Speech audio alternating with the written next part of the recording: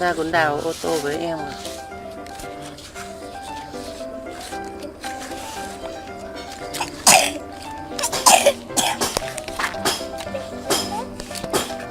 Con đào ô tô cơ mà. Ô tô chỗ nào nhỉ? Ô tô kia cả. Đây ô tô chỗ này này. Đấy, này. Đấy. Đây con đào chỗ này có một chiếc ô tô này. Đây.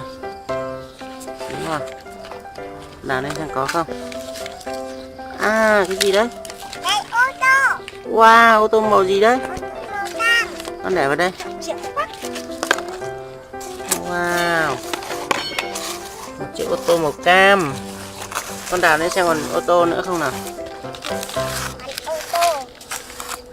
Thấy chưa? Đấy. Đâu? Đây. Đâu? Đây. Đâu? Đấy. Wow, ô tô màu gì đây? Ô tô màu xanh trường. Con bỏ vào đây. 2 chiếc. Còn chiếc nào không? Còn không? Còn con đào tiếp đi. Đông ơi. Sắp bếp. Đây chỗ này cơ mà con. Đây chỗ này này. Đấy chỗ này. Đấy đúng rồi. Nấu ăn. Mình sẽ nấu ăn. Không nấu ăn. Anh đang đào ô tô cơ mà. À, đây chỗ này mà con. Chỗ này. Thấy chưa? Wow. Vàng trọng. Hàng gì lâu à? Rồi. Hết chưa? Hết rồi. Hết rồi thì xúc cát đi. Hết rồi xúc cát đi con. Xúc cát vào đâu nhỉ? Ô, ngã rồi. Xúc cát vào đâu nhỉ? Ngồi như thế làm sao mà xúc được cát? Con phải ngồi quay lại chứ. Thế đúng rồi. Xúc đi. Đấy là cái gì xúc cát đấy nhỉ? Con nhỉ? Mày xúc à? Mày xúc cát à?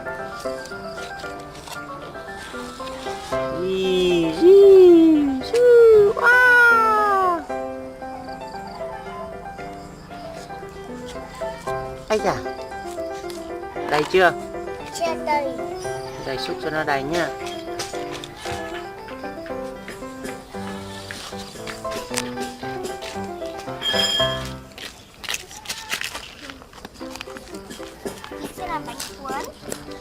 Không làm bánh cuốn. À đây. Không làm bánh cuốn. Từ con xúc cát. Đây là một chiếc xe máy ủi nhá, máy ủi và máy xúc này. Đây là máy. Giờ nó sẽ đây là máy ủi này, ủi cát này. Ủi ở đống cát, ủi đống cát, ủi đống cát. Ủi đống cát, ủi cát ra đây. Được rồi. Cát ra cho con xúc. Wow, đổ đi. Nào bây giờ nó sẽ ủi này. Ủi cát nha. Đây là chiếc xe ủi cát. Ủi cát nào. Ủi đống cát to này. Ủi đống cát nào. Ủi đống cát nha. Đây là chiếc xe ủi cát. Đây. Ủi cát vào ô tô tải. À, đây cho vào ô tô tải. Rồi. Đi thôi. Đó con biết. Đó con biết. Đi đổ đi. Máy bay ở đâu?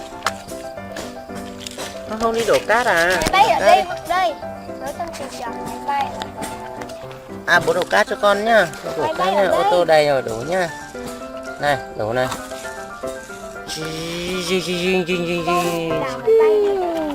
Hết rồi.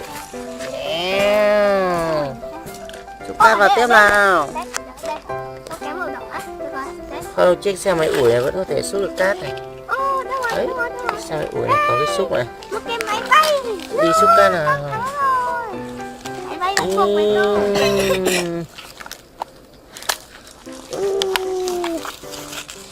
Bánh cuốn. Cho tôi một bát đi. Không. Cuốn không. Để con xúc đi. Lại đổ đi à? Chưa đầy mà. Không.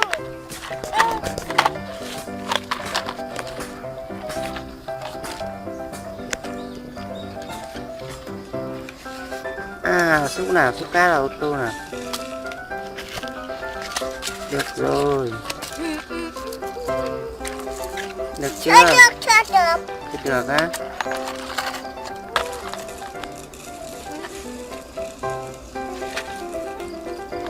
Hôm nay tôm bị làm sao đấy? Tôm bị làm sao mà còn khăn đấy? Tôm bị ốm à? Bị ốm. Sao mà tôm lại ốm? Tôm bị ho à? Tôm bị ho à tôm?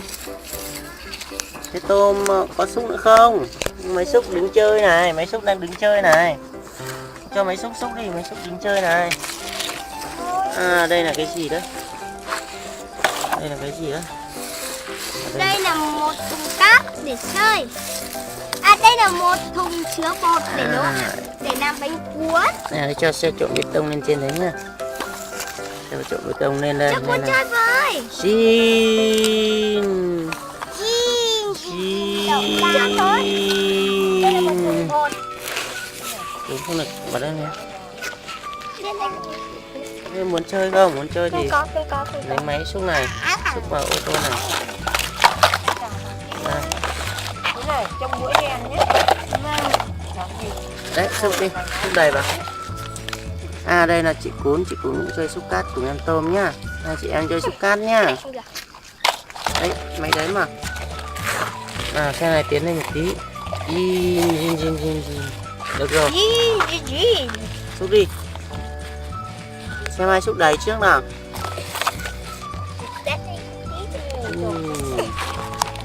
Không, xe này phải dựng đến đây mới xúc được nhá.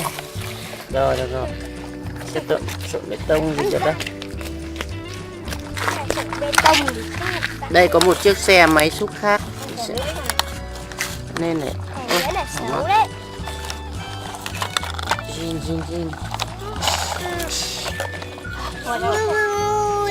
Cái nào nhất đi. Bỏ cái này ra. Kiểm tra đơn giản.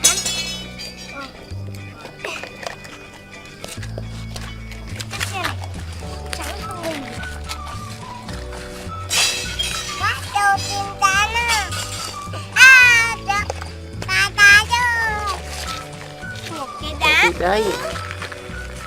Nhưng chị sẽ tìm ra nó. Đây là một bài kiểm tra, chị chắc chắn là chị sẽ làm được.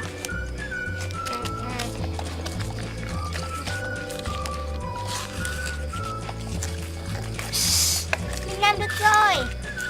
Cố gắng lên. Yeah. Xe này có tác dụng đấy. Bắt đầu. Rồi đi. Quả tôm sắp đầy rồi. Cố gắng lên. Đây là một chiếc xe trộn bê tông này.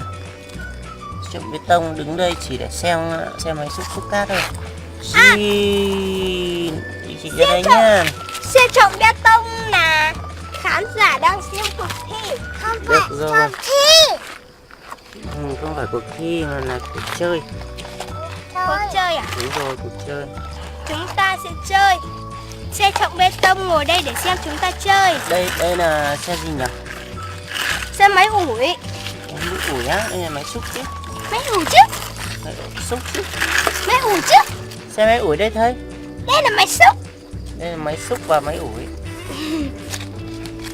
Còn đây là xe gì nhỉ? Máy xúc. Đây là xe tải baby, xe tải baby. Xe tải Barbie. À, xe tải Barbie à? À, thế à? Cậu nhầm quá. Cứ tưởng xe tải baby hóa ra Xe tải Baby là xe tải em bé. xe tải Barbie này để chở cát à? Cô gái búp bê Barbie, cô gái Barbie. Thế con xúc đầy cát rồi xe tải Barbie đấy để cho nó chở. Vâng. Thế còn đây là xe gì nhỉ? Nhưng mà xúc cát vào ô tô tải để làm gì nhỉ ta? Để chở cát đi đổ. Đây là xe Đúng gì nhỉ? rồi. À, đây là xe máy xúc của Và con tôm. có thể Phải không?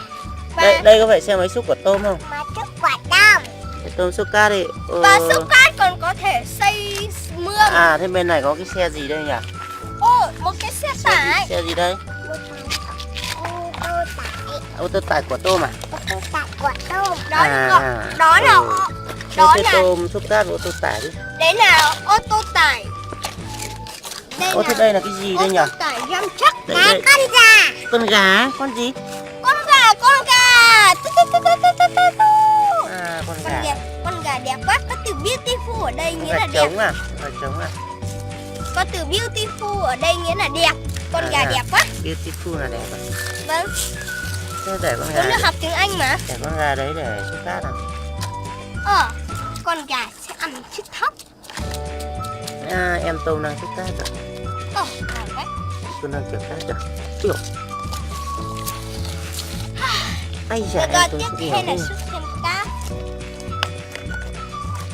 Cái xe của chị Tuấn vẫn chưa đầy nhỉ? Xe tải Barbie vẫn chưa đầy cát nhỉ? Xe tải của em Tôm được mấy xe rồi đấy. Đây biết. chưa? Chưa. Đây Phải để đi thêm. đổ, đây để lái ra cái đổ này. Nó rất cái đồ làm gì vậy? Để đổ cát đi. Ok. Đây Và chưa? con gà trống này sẽ ăn trước đồ ăn. Chưa đầy à? Chưa đầy. À, xúc luôn cho nó đầy này. Xong rồi. Đây Xong rồi. rồi, trả đi. Bù, bù. Đi đi nào, xe tải Barbie. Đổ đấy, đúng rồi. Chiu chiu chiu chiu. Phải làm sao? Gì? Hết chưa? Chưa. Được rồi, hết rồi. Tiếp theo con gà.